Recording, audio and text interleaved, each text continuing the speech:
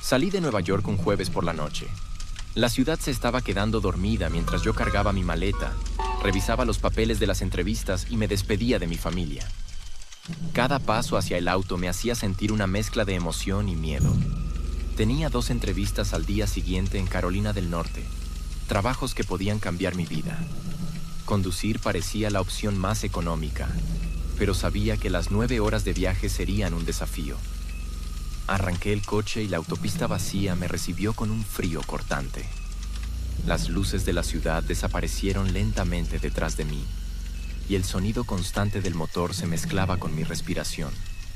El café humeante sobre la guantera era mi único aliado contra el cansancio.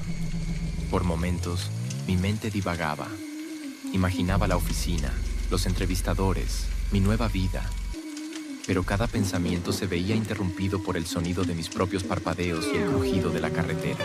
Cerca de la medianoche, un destello de movimiento al costado de la carretera captó mi atención. Un hombre de traje negro estaba parado, inmóvil, mirando directamente hacia mí. Sentí un escalofrío. No pedía ayuda, no caminaba, simplemente existía allí, bajo la luz amarillenta de un poste lejano. Giré ligeramente el volante y mis ojos lo siguieron mientras pasaba, y su rostro giró conmigo. Intenté racionalizarlo. Estaba cansado, había bebido café, quizá era alguien que había tenido un accidente. Pero luego, 10 minutos más adelante, otro hombre apareció, exactamente igual. Mismo traje, misma postura, misma expresión neutra. Mi corazón comenzó a latir con fuerza y la paranoia se apoderó de mí. Reduje la velocidad, consideré detenerme, pero antes de reaccionar, desapareció de mi vista. Con manos temblorosas y café en la mano, me detuve en la primera estación de descanso disponible. El silencio nocturno y la luz artificial de la gasolinera me parecieron demasiado intensos. Miré alrededor, vacío, hasta que lo vi. Bajo la farola, de pie frente a mi coche. Esta vez podía distinguir con claridad su rostro. Un hombre blanco, mediana edad, cabello castaño oscuro, afeitado. Su expresión neutra no ayudaba a calmar mi miedo. Al contrario, cada fibra de mi cuerpo se tensó. Decidí salir de allí rápidamente. Arranqué el coche, pero el café y la tensión no bastaban para mantenerme despierto. La somnolencia me golpeaba con fuerza y no podía seguir conduciendo de forma segura. Salí de la autopista y encontré un estacionamiento vacío. Recosté el asiento y cerré los ojos. El frío del metal y el olor a asfalto mojado parecían abrazarme mientras intentaba descansar. Justo cuando estaba a punto de dormirme, un ruido sutil me despertó. Abrí los ojos lentamente y vi, por un instante, a alguien sentado en el asiento trasero. Era él, el hombre del traje. Mi corazón se detuvo. Grité y me arrastré hacia atrás fuera del auto, sintiendo la adrenalina recorrer cada músculo. Al mirar nuevamente, estaba vacío. El miedo y el cansancio se mezclaban, pero decidí continuar el viaje. Cada sombra en la carretera parecía moverse de forma consciente. Cada sonido se amplificaba en mi mente. No era solo paranoia. Era un terror profundo, silencioso, casi palpable. Cada kilómetro parecía una eternidad. Llegué al hotel, me registré y caí en la cama exhausto. A la mañana siguiente, entré a mi primera entrevista y me congelé. El entrevistador tenía el mismo rostro del hombre del traje.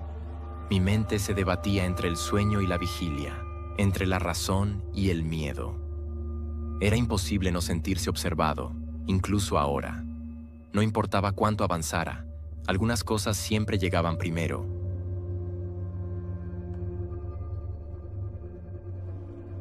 Era pasada la medianoche y la carretera estaba completamente vacía. La radio emitía un bajo zumbido de estática mezclado con mi podcast habitual, y la nieve ligera que caía hacía que todo el paisaje se viera fantasmagórico.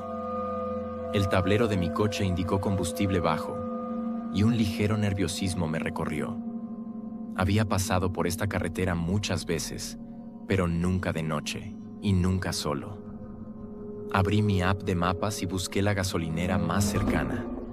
Según la aplicación, estaba a 5 minutos, pero cuando giré por la salida, no había señal de nada más que árboles y la carretera vacía. El viento silbaba entre los troncos, haciendo crujir los árboles, y cada sombra parecía moverse a mi alrededor. Finalmente, a lo lejos, vi luces. Una estación de servicio genérica, solitaria, sin nombre, con un único surtidor iluminado. Algo en su soledad me puso los pelos de punta, pero no tenía otra opción que detenerme. Al bajar del coche, noté a un hombre llenando su vieja camioneta. No hablaba con nadie y me miró directamente mientras pasaba junto a él. Su expresión era neutra, pero había algo extraño en la forma en que me observaba.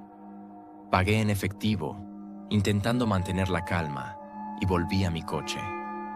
Apenas arranqué, lo vi otra vez, parado a la distancia, con la camioneta apagada al costado de la carretera.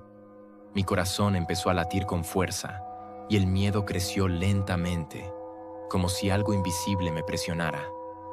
Cada segundo parecía más largo que el anterior. Mi mente comenzó a imaginar escenarios imposibles. ¿Estaba esperándome? ¿Me seguía? El coche crujió bajo mis manos y la llanta trasera del lado del conductor empezó a perder aire. Me detuve, respirando con dificultad. Esto no podía estar pasando. Cada sombra en la carretera parecía moverse. Cada sonido era un paso más cerca. Mientras revisaba la llanta, escuché un motor detrás de mí, pero no había luces. Un segundo después, el sonido se detuvo. Mi corazón estaba en la garganta. Saqué la linterna de mi coche y apunté hacia el bosque. La camioneta estaba allí, como si nunca hubiera dejado de seguirme. Me escondí detrás de un arbusto, temblando, y marqué al 911. La señal era intermitente. Apenas podía comunicar mi ubicación. A través del teléfono, escuché pasos aproximándose. La camioneta avanzó lentamente por la carretera. Luego se detuvo. El hombre salió y comenzó a caminar hacia mí. Cada fibra de mi cuerpo pedía correr, pero mis piernas estaban congeladas. Sus movimientos eran lentos, calculados. Me acerqué al borde del arbusto, tratando de ver sin ser visto. Él habló con otra persona, en un idioma que no entendía. Mi mente intentaba racionalizar. ¿Era real o solo estaba agotado y paranoico? De repente, otro coche apareció detrás de mí. El hombre del camión comenzó a dar explicaciones rápidas a la otra persona, pero yo no entendía nada. La tensión era insoportable. Cada segundo era eterno. Decidí correr hacia la carretera y gritar por ayuda. Los dos hombres me miraron, uno con sorpresa, otro con esa calma inquietante que me heló la sangre. Luego, ambos se alejaron. La camioneta desapareció entre los árboles y la otra persona volvió a su coche. Esperé unos minutos, temblando, con el teléfono en la mano, incapaz de procesar lo que había pasado. Cada sonido del bosque parecía multiplicarse. Cada sombra se movía más rápido que antes. Finalmente, escuché las sirenas de un coche policial acercándose, pero cuando llegué a la estación, nunca encontraron evidencia de la camioneta ni de los hombres. Nunca supe quiénes eran. Nunca entendí cómo la camioneta apareció y desapareció sin dejar rastro. Desde entonces, cada gasolinera aislada me recuerda esa noche. Y cada vez que conduzco solo de noche, siento que alguien me observa desde la oscuridad. El miedo que sentí esa noche no era paranoia, era real. Y a veces, cuando el viento silba entre los árboles y el coche cruza un camino vacío, vuelvo a escuchar el motor de esa camioneta. Y siento que la noche aún me persigue.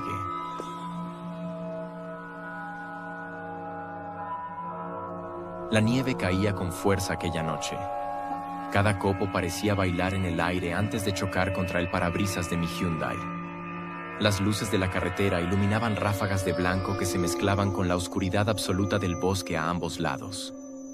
El coche patinaba levemente sobre el asfalto húmedo y resbaladizo, y el frío intenso atravesaba mi abrigo, recordándome que estaba sola en medio de nada. Mi plan era llegar a casa de Todd, pero la ventisca hacía imposible continuar. Cada kilómetro me cansaba más, y cada sombra a la distancia parecía moverse a mi alrededor. Las farolas eran escasas, y el sonido del viento y los árboles rozando el coche me ponían en alerta. La carretera vacía no ofrecía escapatoria. Un error y podía quedar atrapada sin ayuda. Decidí parar a comer algo rápido y calentarme. El pequeño restaurante que encontré estaba casi vacío, con solo la camarera detrás del mostrador. Allí conocí a un hombre que se presentó como Toby. Era amable, demasiado insistente. Me recomendó un motel cercano, barato y seguro, a solo 5 minutos por un camino lateral.